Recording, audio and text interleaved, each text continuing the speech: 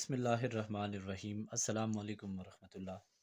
तमाम टीचर्स को, तमाम व्यूअर्स को, स्टूडेंट्स और जो भी देखने वाले हैं, रफ़ाकत अकेडमी में आपका खुश आमदीद, वेलकम। उम्मीद है आप खैरियत से होंगे। और हमारा जो सिलसिला टेस्ट के हवाले से शुरू था, चूँकि हमने फ़ोर्थ क्लास की साइंस से ये सिलसिला शुरू किया था। चैप्टर नंबर 1 का हमने उसके मुतालिक जो भी इम्पॉर्टेंट चीज़ें थी उनको हमने कल डिस्कस किया था।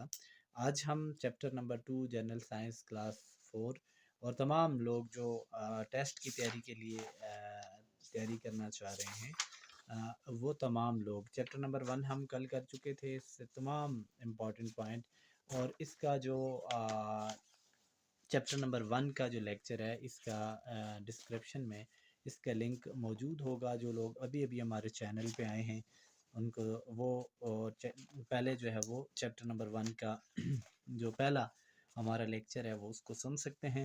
और आज हम शुरू करेंगे चैप्टर नंबर 2 इकोसिस्टम। और इससे रिलेटेड जो भी यानी क्वेश्चन इंपॉर्टेंट होते हैं जो टेस्ट में होते हैं, ये इसमें जो भी नॉलेज इम्पॉर्टेंट होता है उसको हम हाईलाइट भी करेंगे। और साथ ही साथ जो है वो हम आ, उनको अंडरलाइन करेंगे ताकि हमारे पास जो है एक डेटा जो है वो तैयार हो जाए टेस्ट के लिए। चलते हैं जी अपने लेसन की तरफ। यहाँ पे इकोसिस्टम हमें पता है कि इकोसिस्टम जो होता है ये लिविंग और नॉन लिविंग थिंग्स जो होती हैं, कंपोनेंट्स ऑफ एनवायरनमेंट। फिर आगे इसके जो कंपोनेंट्स हैं उनको हम डिस्कस करेंगे। खैर इंशाल्लाह जो जो चीज़ आती है तो वो हम देख लेंगे। अब यहाँ पे कह रहा है इफ़ यू लुक अराउंड, अगर हम अपने इर्द गिर्द देखें, we see variety of living in non living things, environment can be defined as sum of all living in non living things. अब जो एनवायरनमेंट है ये क्या है, हम इसको डिफाइन कर सकते हैं, it is the sum of all living in non living thing. ये तमाम लिविंग और नॉन लिविंग थिंग का क्या है, मजमूआ है। इसमें लिविंग थिंग्स भी आ जाती हैं और नॉन लिविंग थिंग्स। लिविंग में जैसे दरख्त, पौधे, जानवर सारे, और नॉन लिविंग में जैसे पत्थर आ जाते हैं, ज़मीन की मिट्टी आ जाती है और बहुत सारी चीज़ें जो नॉन लिविंग आ जाती हैं। अच्छा तो ये चीज़ हमने यहाँ पे ये देखना है कि जो चीज़ें लिविंग थिंग्स पाई जाती हैं एनवायरनमेंट में, नॉन लिविंग थिंग, और इसको कैसे हम डिफाइन कर सकते हैं, sum of all living in non living things. ये आपने माइंड में रखना है, sum of all living in non living organisms, the living and the non living components of environment interact with each other. उनका आपस में एक गहरा ताल्लुक होता है। Every organism lies in particular environment, just like fish lies in water, यानी fish water में रहती है। टाइगर का जो मस्कन है वो क्या है, फॉरेस्ट है, जंगल में रहता है। Whereas human being live in villages, और इंसान जो होते हैं गांव देहातों में रहते हैं, एंड सिटीज़ और शहरों में रहते हैं। द बर्ड्स मेक नेस्ट, जो बर्ड्स होते हैं वो क्या बनाते हैं, अपने नेस्ट बनाते हैं। And ants live underground in nest, और जो एंट्स होती हैं वो अंडरग्राउंड अपने इसमें रहती हैं, अपने यानी नेस्ट में रहती हैं। Do you know other animal that live particular environments, यानी इसमें मुख्तलिफ़ किस्म के एनवायरनमेंट जो है वो हम देखेंगे। इसमें देखें फ़िश आ रहा है, एंट आ रही है, पैरट आ रहा है, उसके अलावा आपके पास आ रहा है जी ये ये घोंसला किसी परिंदे का आ रहा है, ठीक है। उसके बाद ये कोई अभी यानी वो आ रहा है। तो इसमें मुख्तलिफ हैबिटेट होती हैं। The living and non living components of any environment make the ecosystem. Various type of ecosystem इसमें देख लें। Ecosystem are found on our earth, for example इसमें देख लें फॉरेस्ट आ जाता है, ग्रॉस लैंड आ जाता है, ओशंस आ जाते हैं, rivers, ponds, snowy and snowy areas जो आ जाते हैं, और डेजर्ट्स आ जाते हैं, ठीक है। तो इकोसिस्टम इसकी डेफिनेशन हमने माइंड में रखनी है कि the living components of any environment make ecosystem, and also known living components. एक तो आपने ये देखना है लिविंग कंपोनेंट्स हैं, और दूसरे क्या है, नॉन लिविंग कंपोनेंट्स हैं, किसके, एनवायरनमेंट के। ये क्या बनाते हैं, इको सिस्टम। अब इसमें ये बड़ा इंपॉर्टेंट है, ये for your information, the largest desert of world is Sahara. Sahara desert जो है वो दुनिया का सबसे बड़ा डेजर्ट है, and located in the continent Africa, और ये कहाँ पे पाया जाता है? अफ्रीका में पाया जाता है। द डेजर्ट लोकेटेड इन मियाँ वाली एंड बखर इन पाकिस्तान कॉल्ड, थल का जो सहरा है, and the desert located south part of the Punjab is called Cholistan, ठीक है। और जो the desert located in the Sindh is called Thar. Pakistan के 3 सहरा, थल, चोलिस्तान और थर का यहाँ पे जिक्र आया है। आप देख सकते हैं, एक आ जाता है आपके पास चोलिस्तान, एक क्या आ जाता है थर, एक सहारा, और पाकिस्तान के तीनों यानी थल, चोलिस्तान और थर, ये एक सिंध का है, 2 पंजाब में आ जाते हैं। उसके बाद अगर हम यहाँ पे देखें तो हमारे पास क्या आ जाता है? पोलर रीजन आ जाता है, ग्रॉस लैंड आ जाती है, डेजर्ट्स आ जाते हैं, उसके बाद पौंड आ जाते हैं, मैराइन लाइफ जो आ जाती है, उसमें फॉरेस्ट आ जाते हैं, यानी ये समुद्री हयात इसमें आती है। उसके बाद अगर आगे जाएं, enter the following living things in their respective ecosystem is the table given below. अच्छा, इसमें हम देख लेंगे फॉरेस्ट में कौन सी चीज़ें रहती हैं, ये हमें पता होना चाहिए। ग्रासलैंड में, पाउंड में कौन सी हैं, डेजर्ट में, पोलर रीजन में कौन कौन सी चीज़ें, ये हमने करनी है। कंपोनेंट्स ऑफ एनवायरनमेंट अगर याद रखने हैं तो 2 हैं, बायोटिक है और एक एबायोटिक है, जिंदा चीज़ें और गैर जानदार और जानदार चीज़ें। The non living components of ecosystem are called abiotic component. वो कौन से हैं? एबायोटिक कंपोनेंट है, आपने इनको याद रखना है। दीज इंक्लूड टेम्परेचर आ जाता है, एयर आ जाती है, water, light and the soil, ये तमाम की चीज़ें क्या आ जाती हैं? एबायो कंपोनेंट ऑफ क्या आ जाते हैं? Environment. Biotic components, the living components of an ecosystem called biotic components, जिसमें इंसान, जानवर, तमाम जिंदा चीज़ें आ जाती हैं, ठीक है। The biotic component are divided into 3 groups which are given below. एक प्रोड्यूसर आ जाते हैं, प्रोड्यूसर क्या आ जाते हैं? The plants prepare food for themself, हमारे लिए, जो जानवरों के लिए या इंसानों के लिए या जो भी हयात हैं उनके लिए प्रोड्यूसर जो हैं वो क्या है? ये प्लांट्स हैं। And for animal with the help of photosynthesis, जिस प्रोसेस के ज़रिए ये अपनी खुराक तैयार करते हैं उसे हम फोटोसाइंथेसिस कहते हैं, पौधे। That is why they are called the producer, इसी वजह से उनको प्रोड्यूसर कहा जाता है। अब क्यों प्रोड्यूसर कहा जाता है? क्योंकि ये प्रिपेयर करते हैं फूड अपने लिए भी और दूसरे लिविंग ऑर्गेनिज्म के लिए भी। All the plants that herbs, climbers, shrubs and trees are producer. Aquatic plants for example lotus, algae are also producers. ये सारे जो हैं वो खुराक पैदा करते हैं, किसके लिए? other living beings के लिए। These are the major source of क्या आ जाते हैं? Food of aquatic animals. Consumer आ जाते हैं, the living things which obtain their food from other things are called consumer, just like इंसान, जानवर, ठीक है। they cannot make their own food, it depends on plants and animals for their food, all the animals are consumers, ठीक है।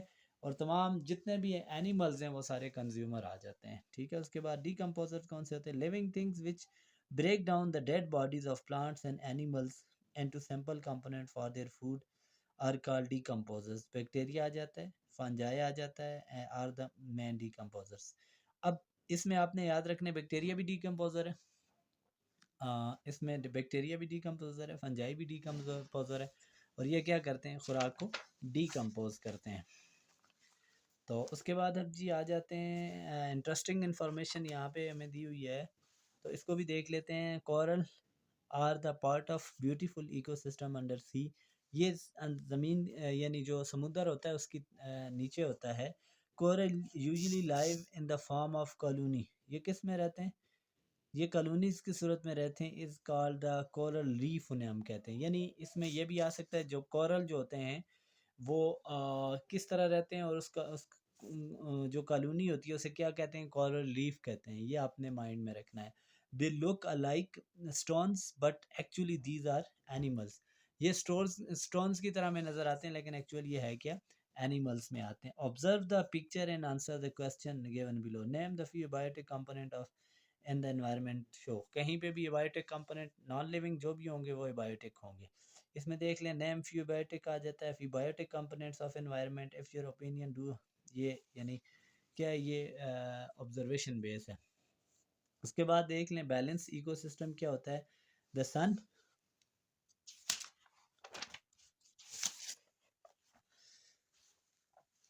The sun is the main source of energy ecosystem. The plant may make food with the help of sunlight, carbon dioxide, water. They also produce oxygen. In the process of oxygen is used by the animal for respiration.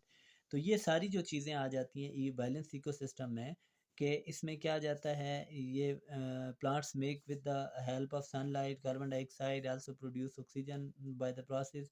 अब oxygen किस process से होती है? Photosynthesis से produce होती है। This oxygen is use animal, जो animal से फॉर रेस्पिरेशन, वो किस प्रोसेस के तहत यूज प्रोड्यूस होती है? फोटोसिंथेसिस के ज़रिए ये यूज़ यानी प्रोड्यूस हो रही है। Self sustaining and the durable ecosystem is called balance ecosystem. Balance कैसे है कि पौधे जो हैं वो ऑक्सीजन प्रोवाइड कर रहे हैं और जानवर उन्हें कार्बन डाइऑक्साइड प्रोवाइड कर रहे हैं, ठीक है। All the living things are essential for one another. ये दोनों एक दूसरे के लिए ज़रूरी हैं। अगर दोनों एक दूसरे के लिए जो है वो ऑक्सीजन और कार्बन डाइऑक्साइड प्रोड्यूस ना करें तो उनकी लाइफ जो है वो काफ़ी इफ़ेक्ट पड़ेगा उन पे। फूड चेन क्या है? फूड चेन में देख लें कि कार्निवोर्स आ जाते हैं इसमें, और फिर हर्बीवोर्स आ जाते हैं। फूड चेन में ये क्या, the animals which eat other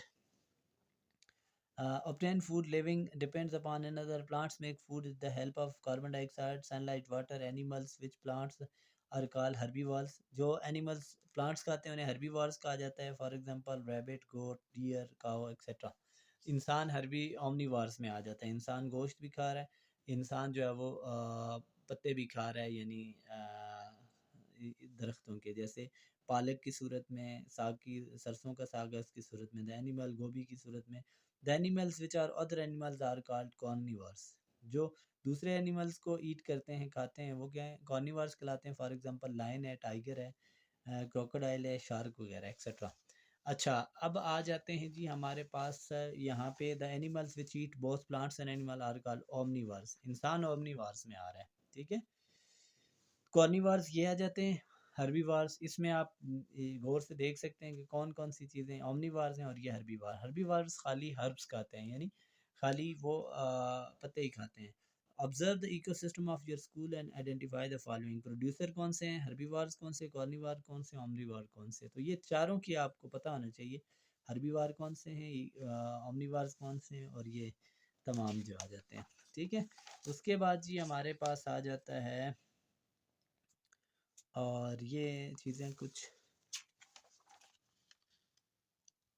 world earth day. This day is celebrated around the world and 20 अप्रैल, 22 जो है वो अप्रैल को ये मनाया जाता है, to demonstrate environmental protection of this day. In Pakistan lights are switched off from 8 AM to 9, यानी lights को ऑफ किया जाता है, ठीक है। Plantation day can be observed every day, but in the schools of Pakistan it is celebrated in August as a week of tree plantation। यानी ये अगस्त के महीने में पाकिस्तान में जो है वो इनको आ जाता है, इन सेलिब्रेट किया जाता है, ट्री प्लांटेशन डे। तो इसमें बाकी जो आ जाते हैं हमारे पास, यहाँ पे एक्सरसाइज को देख लें। एक्सरसाइज में देखें तो, an ecosystem is defined as system of non living things in environment area having group of living and dead things, system all things in environment, a collection of abiotic and biotic components। ये ecosystem है। जिंदा और मुर्दा दोनों उसमें, जानदार और गैर जानदार दोनों होते हैं। Are biotic components are animals, producers, living things, या फिर non living things.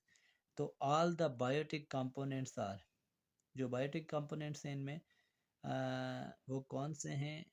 Living things इसमें आएगा, क्योंकि एनिमल्स और प्रोड्यूसर दोनों लिविंग्स हैं, और लिविंग थिंग्स बायोटिक कंपोनेंट है। फूड चेन है, बिगिंस विद प्रोड्यूसर, प्रोड्यूसर से शुरू होती हैं, ठीक है, फिर वो कंज्यूमर तक जाती हैं, फिर डिकम्पोजर तक जाता है। For the conservation of ecosystem, forest are being cut, roads are being built, tree plantation is being done, और फैक्ट्रीज आर बीइंग इंस्टॉल्ड। तो कंजर्वेशन ऑफ ये आ जाता है, सी आ जाएगा। Fungi are in example of, producer है fungi, consumer है, और डिकम्पोजर है, या फिर ये क्या आ जाता है, ऑमनीवर। तो फंजाई और बैक्टीरिया दोनों क्या है? डिकम्पोजर्स हैं। तो ये तमाम जो यानी इससे पॉसिबल क्वेश्चन थे हमने इसमें किए, और उम्मीद है आप को ये तमाम चीज़ें जो हैं वो समझ आई होंगी। आपने बार बार इस लेक्चर को सुनना है ताकि आप जो है वो आसानी से इसमें जो पॉइंट हाईलाइट किए गए हैं उनको आप जो है वो समझ सकें। फिर भी अगर किसी हवाले से कोई टॉपिक समझ नहीं आता, आपने कमेंट सेक्शन में ज़रूर मुझे बताना है। और इसके साथ साथ अगर आपने अभी तक चैनल सब्सक्राइब नहीं किया तो आपने चैनल को सब्सक्राइब करना है, और अगर किसी दूसरे दोस्त के लिए भी बेनिफिशियल है, फ़ायदेमंद है, तो आपने उसके साथ भी इसको शेयर करना है। एक और लेक्चर के साथ हाज़िर होंगे, जब तक के लिए अल्लाह हाफ़िज़, फ़ी अमानिल्लाह।